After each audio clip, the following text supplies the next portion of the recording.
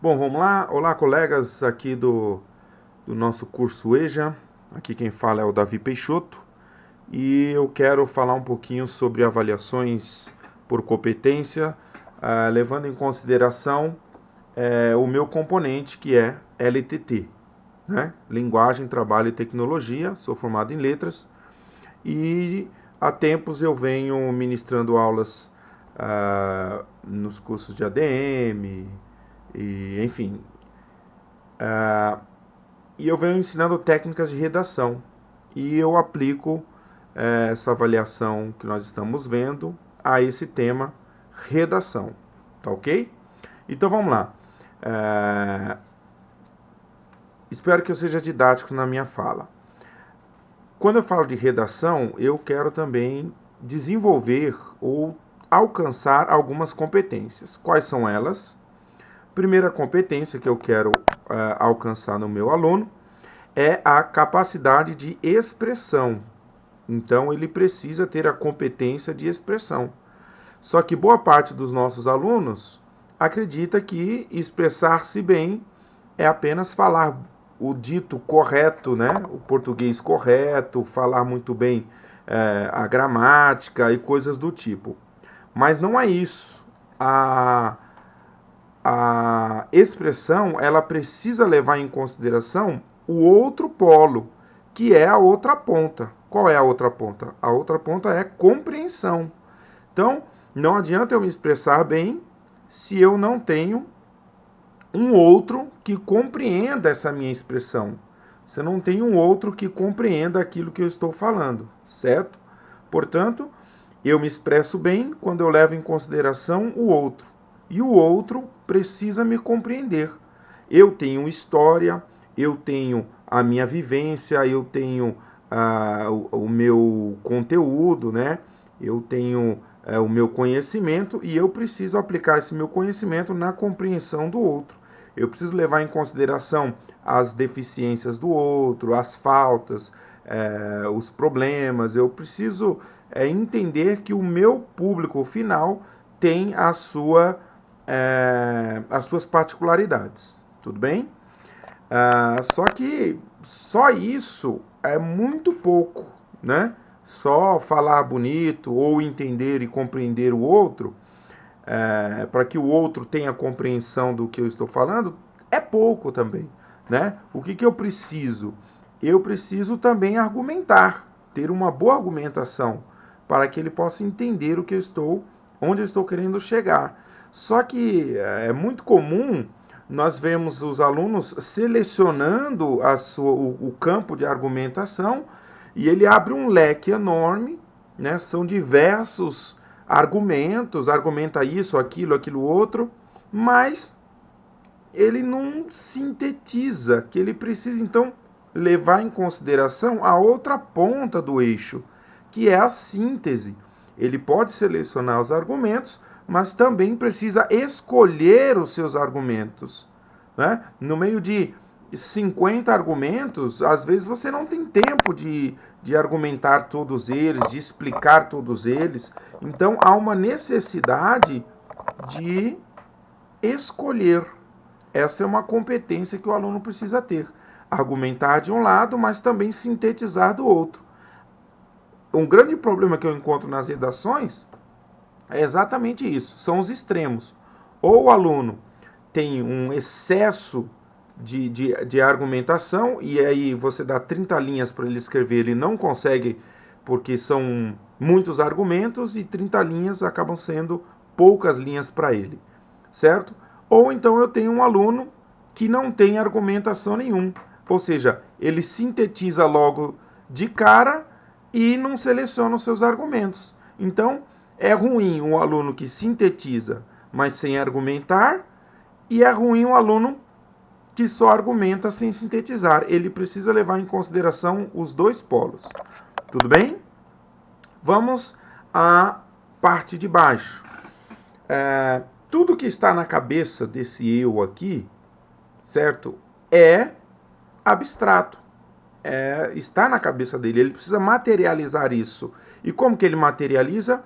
Através da contextualização. Ele torna concreto aquilo que está abstrato na sua cabeça, certo? Então, a contextualização é uma das competências que nós devemos desenvolver quando o assunto é redação, tá ok? Então, a contextualização torna concreto aquilo que está abstrato. Porém, só ficar no campo do abstrato também é pobre, também é pouco. Nós precisamos desenvolver nesse aluno a capacidade de extrapolar. E o que é a extrapolação? A extrapolação nada mais é do que fazer com que aquilo que está concretizado, aquilo que ele viu, né, que ele leu, que está concreto, ele extrapole, né? Ele torne aquilo abstrato de novo, de modo que na sua abstração ele mesmo consiga, através da expressão, contextualizar.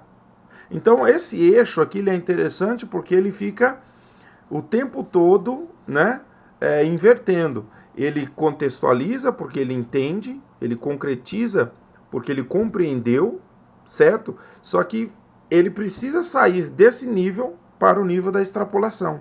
Porque quando ele extrapola, ele necessariamente vai precisar da argumentação, sintetizar, para poder concretizar novamente.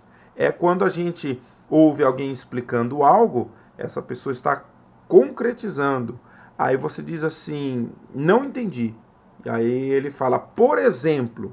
Quando ele dá o exemplo, ele já está extrapolando, né? Ele está aplicando em outra área. Tudo bem? Então, esses são os polos que eu quero desenvolver nessa aula. Avaliar por competências, levando em consideração o tema redação. Tá ok? Então, uma vez que eu já estabeleci aqui quais são os meus objetivos, nós vamos para o próximo, que é, na verdade, tratar de expressão e compreensão, certo? Então, quando nós falamos da expressão, nós podemos levar em consideração um pensamento pragmático. O que é o pensamento pragmático? O pensamento pragmático prevê o eu, o tu, o ele, o aqui e o agora, para que haja compreensão, para que no momento da minha produção eu esteja levando em consideração esses elementos. Por exemplo, eu, Davi, tenho uma história, eu represento uma empresa, eu represento, por exemplo, o Centro Paula Souza em sala de aula. Eu, quando estou escrevendo, quando estou falando, quando estou ministrando aulas, eu represento a instituição Centro Paula Souza, eu represento os professores de LTT, eu represento a direção da escola, eu represento a classe, né, de trabalhadores docentes. Então eu tenho uma história. Tudo que eu disser pode levar, pode denigrir a imagem da instituição, da classe, do posicionamento, do status que eu tenho. Então, o tu é com quem eu estou falando. Eu preciso levar em consideração as limitações do meu interlocutor, de quem está me ouvindo. Eu não sei se ele tem a total formação sobre esse assunto, eu não sei. Aí é o momento em que entra o ele. Ele quem? O assunto. O meu outro compreende esse assunto? O meu outro, por exemplo, eu dou aula também para o curso de comunicação visual. Eu oriento os alunos da seguinte forma: quando vocês escreverem um texto, né? Quando vocês escrevem um texto, vocês estão pensando no seu tu? Quem é o seu tu? Porque se você vier com termos técnicos sobre o assunto, então esse texto ele é voltado apenas para profissionais da área de comunicação visual. A mesma coisa para a administração, não é? Então são profissionais voltados para essa área. Agora, se o texto for para o público em geral, cuidado, porque ele, o assunto, pode não ser compreendido pelo outro. O outro fica sem a compreensão do ele. Outra coisa que precisa ficar bem claro é aqui o momento de produção, né? O local de produção, onde é que esse texto foi produzido. Nós trabalhamos, por exemplo, uma reportagem, nós trabalhamos uma frase, um slogan, né? Recentemente, por exemplo, no Dia das Mulheres, a empresa Marisa, né? A loja Marisa de roupa, ela disse, criou-se um slogan.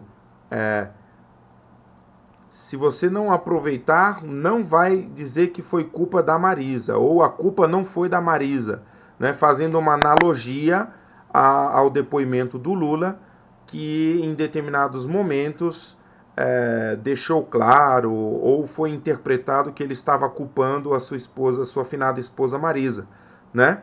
Então o que acontece? Um aluno, uma pessoa que pegue essa frase hoje, ele não vai entender, porque ele não está aqui no ambiente político, ele não participou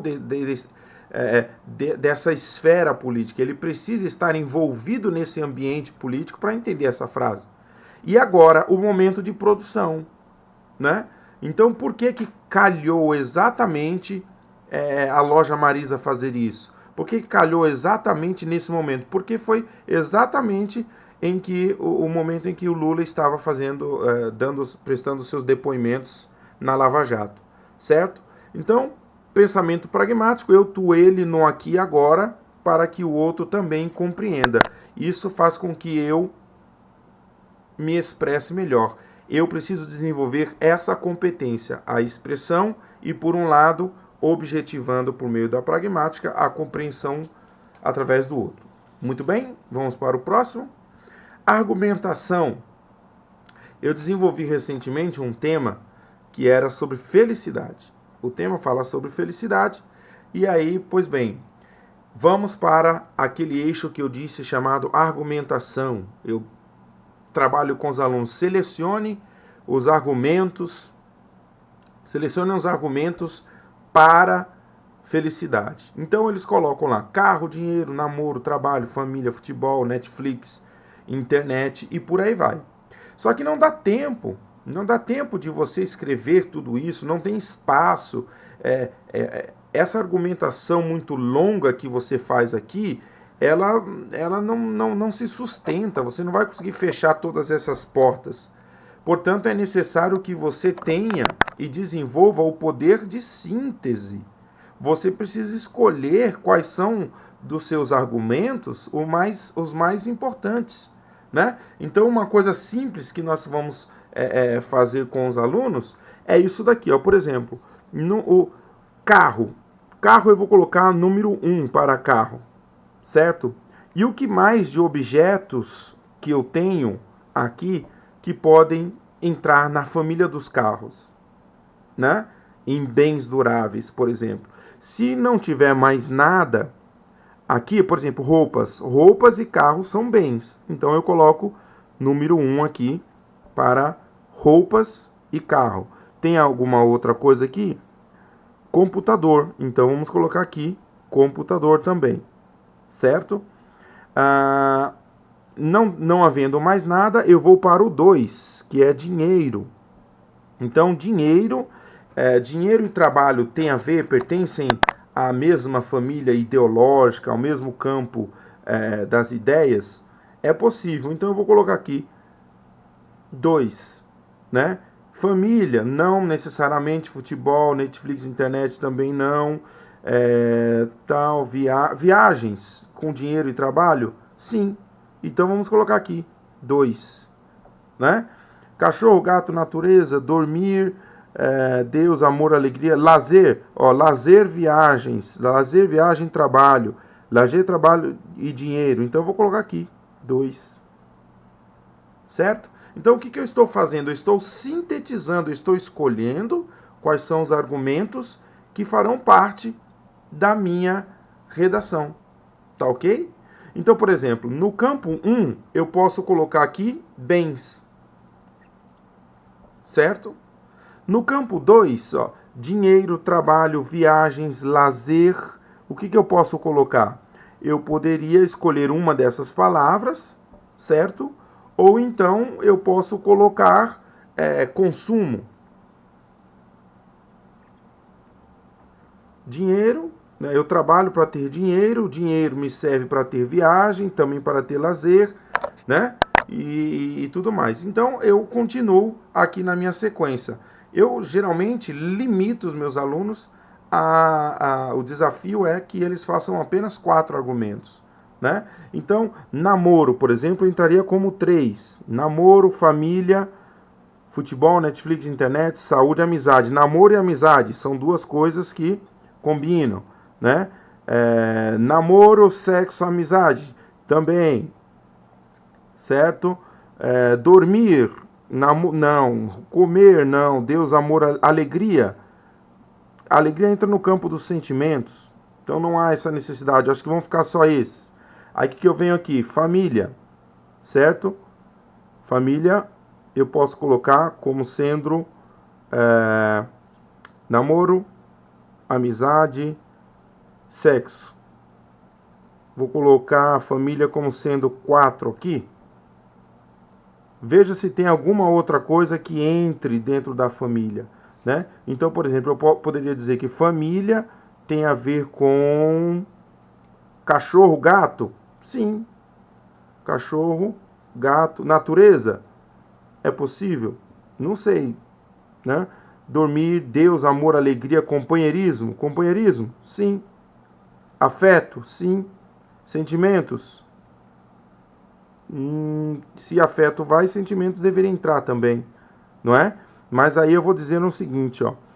Eu vou questionar os alunos se afeto está mais para família ou está mais para Deus, amor e alegria, né? Então vamos lá. Eu vou sugerir aqui, dentro dessa rápida análise, que 4 vai ficar só entre esses dois. 5, futebol. Futebol, Netflix, internet representam o quê? Lazer, entretenimento e tudo mais. Então não há necessidade de criar um campo novo, porque já tem um lazer. Então eu coloco aqui 2, 2 e 2, certo? 2, 2 e 2. Vamos lá. O que mais que eu tenho? Eu vou entrar agora no quinto campo, certo? Quinto. Saúde. Saúde, dormir tem a ver com saúde, comer tem a ver com saúde, o que mais? Chocolate tem a ver com comer, então vai, 5, certo? O que mais que eu tenho aqui? Vamos para 6. Deus, amor, alegria, sentimentos. Beleza. Então eu tenho 6 aqui argumentos, né? Eu estou tomando cuidado para a aula não ficar tão longa. Todavia, a minha meta é atingir apenas 4 e não 6. Então vamos lá? Eu preciso eliminar daqui e criar 4 campos. Eu já criei o campo dos bens, então o carro já foi, né? O campo do carro, os que pertencem ao dinheiro também, né? Trabalho, viagens, lazer, roupas, computador. Esses são os argumentos que eu vou trabalhar dentro do campo bens, né? Consumo, aí vem aqui trabalho, né? E por aí vai. Eu espero que vocês tenham entendido. Então, por exemplo, quando eu falar de Deus, amor, alegria, sentimentos, eu posso colocar, por exemplo, sentimentos. Eu poderia colocar, por exemplo, religião. Eu poderia colocar fé, certo? E 4, quando eu digo sobre o que mais? Cachorro, gato e tal, eu vou colocar como família mesmo, né? Então, o que nós temos aqui? Se é que eu me fiz entender. Eu tenho 4 assuntos que vão definir para mim o que é felicidade, certo? Então, esses 4 assuntos definem felicidade, a meu ponto de vista, certo? Portanto, eu selecionei os meus argumentos e sintetizei os meus argumentos aqui. Eu tive que escolher, dentre essa lista, quais são os meus argumentos. Tudo bem? Então, essa capacidade, essa competência eu desenvolvo numa aula de redação com os meus alunos. Depois, nós vamos para o passo de contextualizar e de extrapolar. Então, o que é a contextualização? É a materialização, ele materializa o que está abstrato em sua memória. Por exemplo, quando ele diz aqui, quando eles começam a falar para mim que felicidade é tudo isso, certo? Eles estão saindo do campo do campo do abstrato para a contextualização, estão contextualizando, certo? Então, a argumentação e a extrapolação. Eu quero que vocês extrapolem, passem, que vocês tenham a capacidade de ir além. E o ir além é construir esses 4 argumentos para, com base nessa síntese, conseguirem abstrair aí, né, criar uma nova abstração para que no seu próprio texto, ele consiga concretizar o que estava abstrato em sua memória. Ficou claro para vocês? Eu espero que tenha ficado claro e que eu tenha passado aí exatamente aquilo que eu pretendia, tá ok? Muito obrigado. Então, nós vamos encaminhar para o fim. Espero que tenham gostado.